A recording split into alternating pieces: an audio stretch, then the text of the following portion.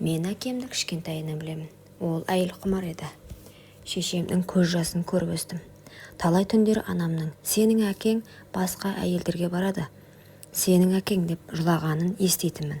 Нақты жасым есімде жоқ. Ол кездері мен мектеп жасында бала едім. Әкемнің көйлегіндегі бөтен еріннің далабы, бөтен әйелдің иісі бәрі көз алдымда. Сол қасіреттен анам ауру болып, мен жігіт болып өсіп қалғанда өмірден өтті. Мен ол кезде әкемді сыйлайтынмын.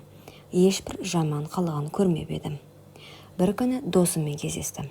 Досым маған біртүрлі күліп тұрып: "Әй, анау қызды білесің бе? Өзі сондай сұлу, бірақ кез келген жігітке бере салады. Қазақ көрсең барып көрші" деді. Оның сөзін естігенде ішімде біртүрлі от тұтанды. Еркек болған соң ондай әңгімені естігенде бей-жай қала алмайды екенсің. Мүмкіндікті жіберіп алмайын деп кездесуге келістім. Қызбен бір-екі ауыз сөз айтып танысқан соң ол ернін тістеп күлімдей бастады. Кешкісін қызды көлікке отырғыздым. Түнгі шамдардың жарығында ол одан сайын ажарланып көрінді. Үстінде қара қысқа белдемше, көйлегінің алдыңғы жағы кеудесі қымтап тұрғанмен, түймелері сәл ғана ашық тұрғандықтан әппақ дірілдеп тұрған екі анары көзге оттай басылды. Бір кезде ол маған жалт қарап: "Сен маған ұнайсың" деді күлімсіреп. Қыздың қарақаттай көздері от шашып, жүзі нұрланып кеткендей болды. Оның құшақтап алғым келді, бірақ үлгермедім.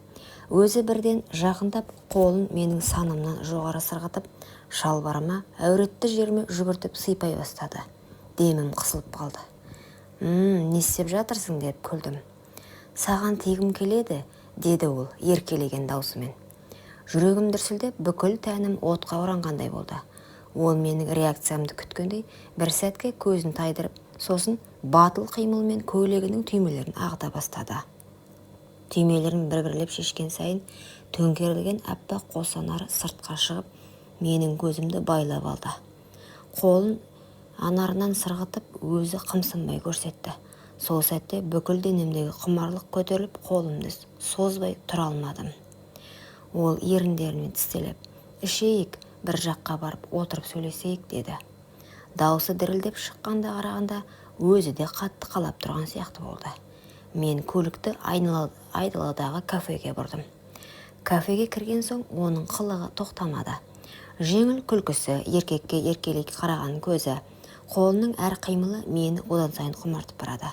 Ол аздап ішімдік ішіп, жүзі қызарып, көзі мөлдіреп кеткенде мүлдем шыдай алмай қалдым. Әңгімеміз ұзаққа созылған жоқ. Қыздың бар болмысы құмарлық шақырып тұрды. Қасында отырған әр минут мен үшін азапқа айналды. Жүрегімде, тәнімде оны осы сәтте дәл қазір қалап тұрды. Сөйтіп кафеден шығып үйге қарай бағыт алдым. Қыз күлкісін қоймай иығыма сүйеніп, ыстық демін бетіме тигізіп келеді. Оның әр демі менің жүрегімді мұздатып, санамды өшіріп тастағандай еді. Кафеден шыққан соң қызды үйге қарай әкелдім. Үйдің іші тыныш. Әкем жұмыстан әлі келмеген. Екеумізді қойырға жер таппай құмарлық тырнап барады. Есіктен кірген бойда қыздың белінен құшақтап өзіме тартып алдым. Ол да қарсы болмады. Керісінше екі қолын мойныма орап ернімді тістеді. Ерніміз түйіскен сәтте жүрегім дүрсілдеп, бүкіл денем отқа оранды. Қыздың ыстық демі бетімді шарпып, қолыма тиген тәні дірілдеп тұрды. Бір қолын белін қысып, екінші қолын көйлегінің түймелерін шешіп жібердім. Көйлегі сырғып төмен түсті де, аппақ тырсылдап тұрған екі анары алдымда дірілдеп ақ қалды.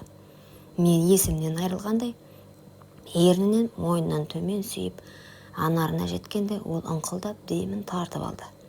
Екі қолымен арқамды қысып, ернін тістелеп: "Тоқтама" деді сыбырлап. Сол сәтте мен оны көтеріп төсекке лақтырып жібердім. Қыздың күлкісі аралас даусы шығып кетті, бірақ көзі құмарлыққа толы еді. Белдемшесін іш киімін аяғынан шешпестен басынан асырып лақтырып жібердім. Оның аяқтары аққудың қанатындай ашылып, мені шақырып тұрғандай болды. Ол денесін қымтамай қайта керіліп жатып алды. Мен шалбарымды шешіп, оянып тұрған серігімді шығарып үлгерген шақ, ол қолын созып, мені өзіне тартып, ернімен қайта-қайта сүйе берді. Қыздың ыстық тәні денемнен шарпып, өзімді ұстай алмадым. "Сенің құшағыңды қалап едім" деді ол. "Мен де сені қаладым" дедім. Осы сөздерден кейін көзім ілініп кетпестей, ойым өшіп қалғандай күйде барымды салып, көзімді жұмып ырғалып істей бастадым. Ол болса екі аяғын менің арқама қысып алып, өзіне тым жақын тартты. Қыздың аңқыла бөлмені толтырып, көрпеге оранып дірілдеп жатқанда, менің де бүкіл тәнім құмарлықтың шыңына жетті. Бір сәтке бәрі тоқтап қалғандай болды. Бірақ қыздың көзіндегі қалау әлі де өшпеген еді. Ол мені құшақтап жатып, тағы да тоқтама, өтінем деді. Мен оны қайта сүйіп тағы да бастадым. Ол менімен тоя алмайтын сияқты еді. Әр қимылында бір сәтке де қымсыну жоқ, тек құмарлық пен қалау ғана бар еді. Түн солайша ұзаққа созылды, бір-бірімізді құшақтап қайта-қайта тоғыстық. Қыз әр жолы шарқырап, өзі сұранып жатты. Мен болсам бұрын соңды мұндайды бастан кешпеген едім. Ғажайып ертегіге енгендей болдым. Сол түні менің өмірім мүлде өзгеріп кеткендей болды. Досымның айтқан рас болып шықты. Ол шынымен керемет екен. Сол түні қанша рет құшақтасқанымызды санай алмай қалдым. Қыз менен бірде-бір қымсынбады. Қайда өзі талап қылып, ернімді денемді іздеп шөлім баса алмағандай болды. Таң ата екеуміз құшақтасып ұйықтап кетіппіз. Көзімді ашсам, ол әлі қасымда жатыр. Шашы жайылып, жалаңаш денесі көрпеге әрең оранып қалған. Мойнынан сүйіп едім, жымиып, сен маған ұнайсың деді ол үйге. Осы үйде қала берейінші, сенің жаныңда, сенің серігіңді мәңгі қалап өтемін деді. Алғашында сасып қалдым. Бәрі оның көзіндегі мейірім мен қимастық, тіпті құмарлықтың өзі мені көндірді. Жүрегімді біртүрлі қалау, жіберме деген нәпсі шіркін тұрды. Қалғың келсе қал дедім. Қысқа ғана, маған да сол керек боп тұрған еді. Түн сайын, тегін. Осылайша ол үйімде қала берді. Алғашқы күндері бәрі жақсы еді. Әкем жұмыстан кеш келетін. Біз өзіміздің құмарлыққа толы сәттеріміз қайта-қайта қайталай беретінбіз. Қыздың тәніне тоймай әр жол құшақтап сүйіп, тіпті әдетке айналдырып қалдым. Үйдің барлық бөлмесінде қосылып жүрдік. Бір күні жұмыстан шаршап үйге келсем, күтпеген нәрсені байқадым. Әкемнің көзқарасы өзгеріп кеткен. Қызды дастарханның басында көрген сайын көзін тайдырмай қарайтын болды. Әкемнің жасынан қыз құмар екенін анам талай айтатын. Тіпті бала кезімде шешемнің көзі жасқа толып, сенің әкең деп жылап отыратын сәттер есімде. Бірақ ол кезде ештеңені түсінбейтінмін. Енді сол әдет қайталанып жатқандай. Әкем бірде әзілдеп, әй қыз сұлудың сұлу екен деді. Оның көзіндегі отты көріп, жүрегім шым ете қалды. Бірақ мән бермегендей болдым. Қызды ыңғайсыздан ба ернін тістеп күлді. Сол күлкісі әкемнің жанарынан одан сайын тұтатты. Кешкісін жұмыстан ертерек келіп едім. Үйдің есігі жабық, бірақ іштен сыбыр естілді.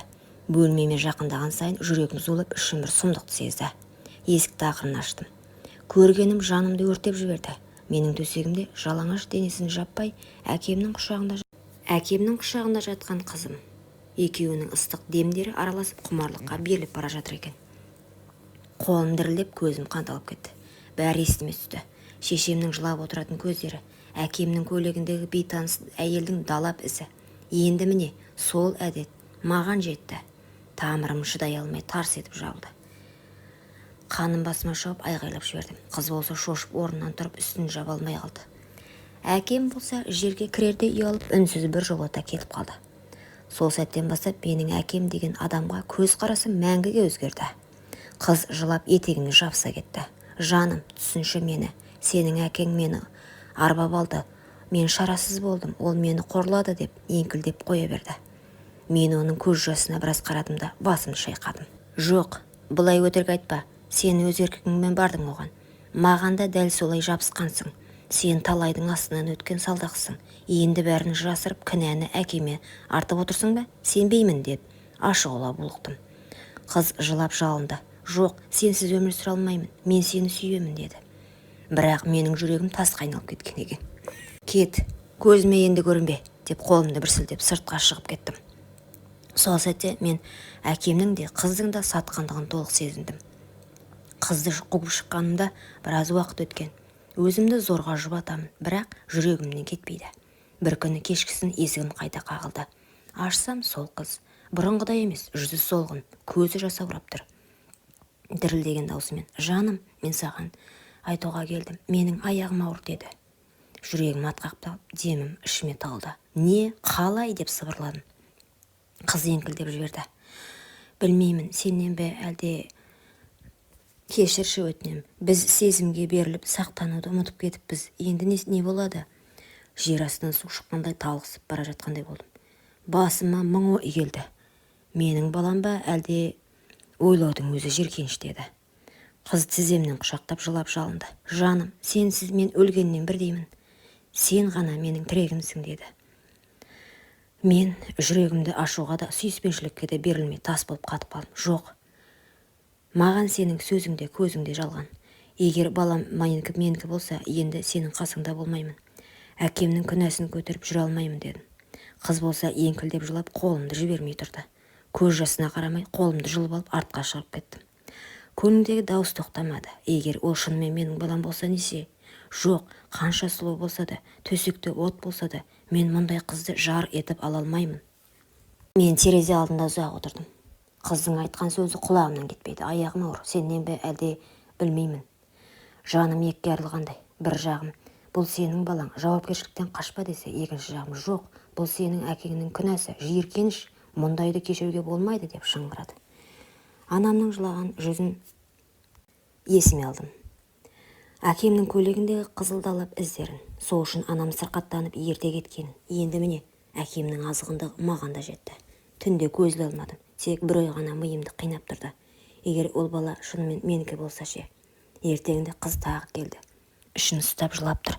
Жаным, сенен безсем қайда барам? Бұл бала екеуміздің махаббатымыздың жемісі шығар. Сенсіз мен тірелікпін деп жылап алдыма тізерледі. Менің жүрегім дір ете қалды. Бір сәт оны құшақтап бәрін ұмытып кеткім келді. Бірақ көз алдымда әкемнің қолы тиіп жатқан сәт елестеп жүрегім айнып кетті. Жоқ, мен саған сенбеймін. Егер ол бала менікі болса да, сенің қасыңда бола алмаймын. Әкем екеуінің араларындағы кірді ешкім жуа алмайды деп байқадым. Қыз жерге құлап еңкілдеп жылады. Ал мені есік тарс жауып кетіп қалдым. Сол түні ішім жылап отырып ойланып жаттым. Бәлкім ол бала арасында менікі шығар. Бәлкім болашақта көшеде кездесіп қалармыз. Ол мені әке деп танып үлгермей өсіп кетер. Бірақ мен бір шешімге келдім. Менің әкемнің күнәсін арқалап өмір сүре алмайды екенмін. Ол қыз да, оның баласы да менің тағдырымнан тыс. Есімді жиғанда түсінгенім, бір сәтті құмарлықтың арты отбасында, әкелік абыройды да, аналық жүректі де өртейтін сор екен. Мен ойландым, шын махаббатпен, шын сыйластықпен жарымды таңдасам ғана бақытты боламын. Ал уақытша құмарлық ертеңгі күні өкінішпен басқа ештеңе әкелмейді екен.